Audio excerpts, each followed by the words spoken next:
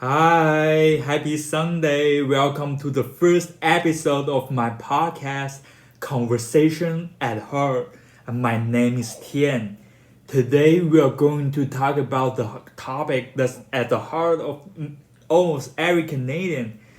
And the topic is marriage and divorce. We are gonna discuss the 6 questions that surrounding the topic and end with some of my personal advice about marriage and divorce. The first question: what is the social issue? So marriage and divorce have been a serious issue in Canada, with the discrimination against women, against indigenous people. They were often hard to get out of a marriage, or sometimes indigenous communities were often being forced into arranged marriages. And even in general, when women want to get out of a marriage, they were usually left with financial difficulties and a lot of social stigma. Nowadays, marriage and divorce laws are relatively fair for both genders.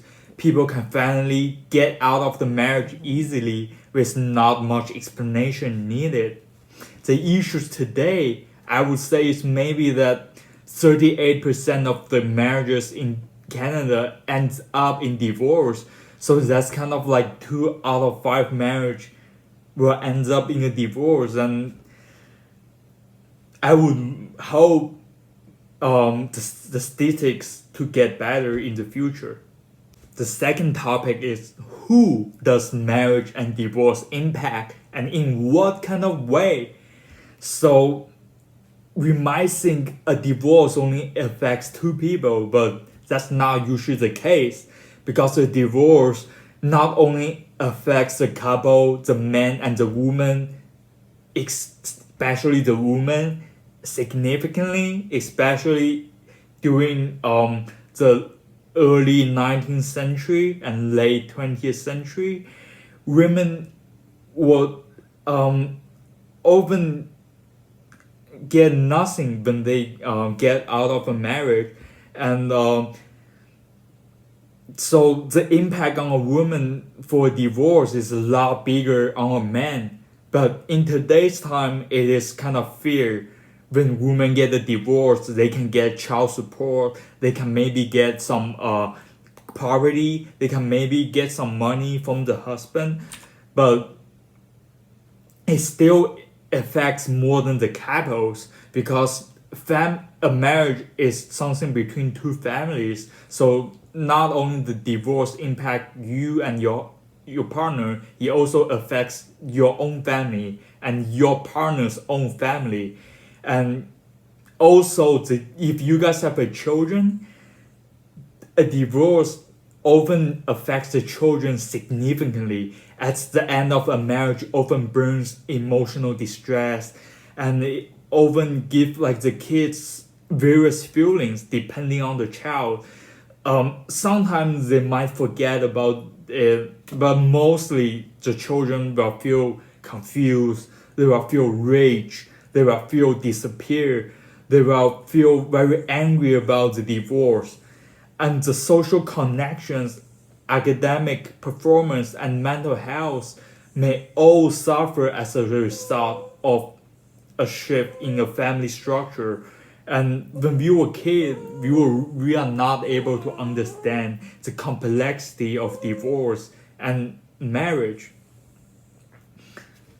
And nowadays, a divorce still impacts the mother and father kind of differently, because if you are a single dad with kids and trying to remarry, as long as you have money, as long as you can support yourself and the family, you can easily get remarried. But if you are a woman and you want to remarry as a single mother with her children, I don't think the society normally would accept this, and they would consider this like bad, and consider this a baggage of the mother, the child, and they don't want to raise someone else's children. That's what usually happens with single mother nowadays. So divorce still impact men and women differently, kind of. So how does this marriage and divorce, the evolution of it, change how we view family and childhood in Canada? So the evolution of marriage and divorce laws also changes how families are conceptualized in modern societies. We used to define family as two-parent household with the man and woman and their children living together. Divorce, however, changed this reality. The evolution of divorce paving the way for the rise of unique family structures like single-parent household, co-parenting partnerships, and maybe hybrid families, or maybe LGBTQ family with adopted children. The legalization of same-sex marriage in the 2000s also kind of changed how we view the same-sex marriage, because before it was kind of not validated, but now it is accepted as just as same as a nuclear family, a heterosexual family. So that was also a big change and upgrade how we view marriage and divorce in Canada. So let's move on to our fourth topic. So why does marriage and divorce matters to us, to me, to you? So why does it matter? So because marriage and divorce goes beyond a personal business and personal conflict, because the whole country of Canada is made up of families and we all live under the same law. We all need to go through the same process when we want to divorce or when we want to get married. So how we define and sustain relationships is reflected in the evolution of marriage laws and evolution laws and society norms. So the emotional, psychological, and material well-being of me, of you, of people around us, of all the women, the men, or the LGBTQ community are surrounded around this topic of marriage and divorce. And we never know who is going through a divorce or who is going through like a really bad common law relationship. So a better divorce law and a better marriage law and a better society standards of how a relationship should work, it all contributes to every single citizen's happiness and every single citizen's family. So what do I want to change and what is my podcast trying to tell you guys? So I think knowledge is like the key to everything. Knowledge is really like power. I place great value on learning and understanding marriage and divorce. We have to understand what it is and the reality of how it functions in our everyday life. Then we can get into it and be confident that we can sustain a healthy relationship in marriage. So I would love to promote more accessibility to marital therapy services so people can talk more about their true feelings of their partners, of the marriage itself. And I want to increase support from the government for children that comes from divorced families, so these children can grow up just as same as if they were never divorced. This way, we can actually promote a healthy divorce, because now children was often the biggest consideration on a mother's mind when she think of if she want to divorce this man or not. Sometimes the mother would sacrifice herself for the children just to stay in a marriage. So if the government can make sure that the children from a divorced family can get all the care, all the things the children need, then maybe divorce can be a way easier process and more acceptable for both men and women. And we also need to increase our tolerance for alternative families. We need to accept everyone, as now we are evolving and we are accepting diversity, and we have to have like a healthy relationships, emotional development, and all the possibility of divorce are the topic we should discuss in school, at homes, with our children, with our friends, with our maybe even parents. We can talk to them about divorce, and we should discuss the talking more so people can be more comfortable and knowledgeable about the truth after marriage, like what happens after marriage, and maybe the love disappear after like 2 or 3 years, maybe the love reignites after 3 or 5 years. So people can just be more knowledgeable about the truth about marriage and the possibility of divorce. Okay, let's jump to the final part of the podcast, which is I want to give some of my own advice regarding of marriage and divorce, and more so of choosing partners. So my first advice, first disclaimer, I'm not married, but I've had some serious relationships with my ex-girlfriends, and I have some experience in love. So I would say my first experience, my first advice from my experience is that don't get married young. And it's very true. This advice is really, really practical, because aging adds layer of complexity to a person's personality. So remember in high school, remember in elementary school, it was so easy to make friends because we were kind of all the same people. With our classmates, we all had the same classes, we all had the same schedule, we wake up at the same time every day, we go home at the same time every day, we had no responsibilities, all we cared about was finishing up the homework and maybe play some games. That was it. And it was a really easy time to make friends because we are all kind of the same and we can relate to each other way easier. And as we grow up, we become more of an individual by the decisions I make and the experience I have that's unique to myself. So as a result, it's becoming harder to connect with those who have similar interest, experience, or backgrounds. So although when you get older, it's harder to find someone that maybe know all about your childhood or about like the old times, but you grow more as a person, as a unique individual, and you know what exactly you want in your partner. So therefore, as you grow older, you can find a partner that's perfect for yourself.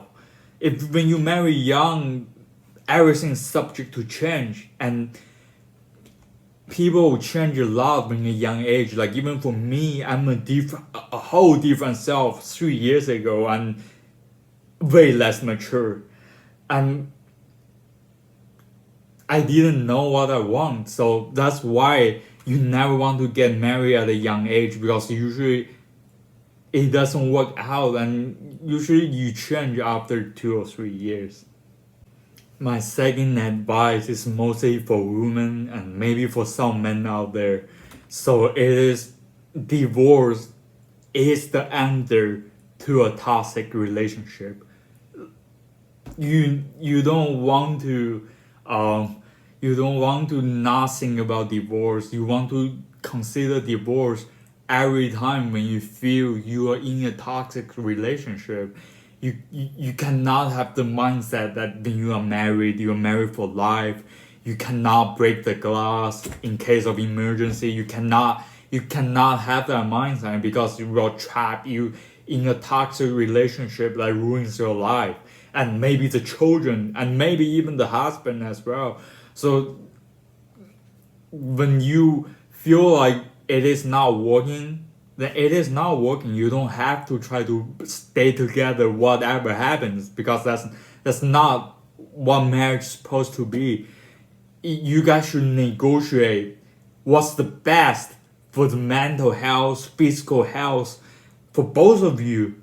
And if it doesn't work, if it's better for you guys to separate, just separate, because divorce is not bad. And to be honest, divorce is the answer to a toxic relationship, and the possibility of happy marriage exists because of divorce. Because if divorce doesn't exist, possibility of a happy marriage is completely closed up for people who are in a bad relationship if it doesn't work. So divorce is like a safety net. Divorce is like an opportunity to start over. It is like if you don't make it happen the first time, you can try it next time. So it doesn't force you to stay in a failure for the rest of your life. So I just want to say divorce is not as bad as most people think, as long as you can handle the aftermath of it, especially if you both of you can treat the children still with respect, still with love. The last advice I meant for a healthy marriage or relationship is plan everything. You gotta know your responsibilities within the family. You gotta talk to your partner.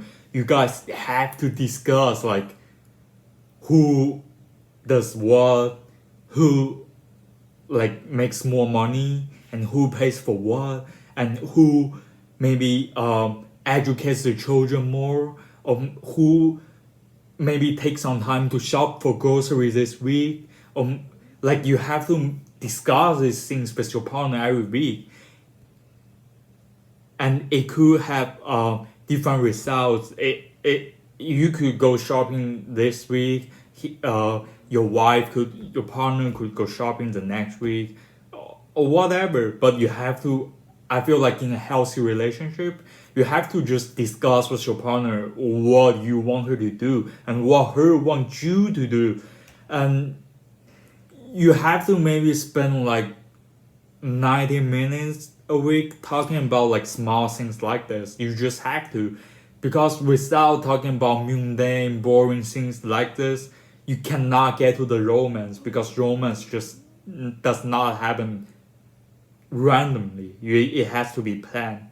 And lastly, I just want to say marriage is a really beautiful thing. I hope everyone can experience marriage, even myself. But before we get into marriage, we gotta understand all the laws, all the information surrounding marriage, and all the responsibilities we must take when we are married to someone, and how we should treat our partners, how we can sustain a marriage like my parents to the end, like how we can cut down the divorce rate. This is all further discussions and further maybe social changes and maybe legal changes that we can all advocate and we can all improve and hope for a better Canada. And thank you for this episode on Conversations at Heart, touching on the topics of marriage and divorce. And hope you have a great day.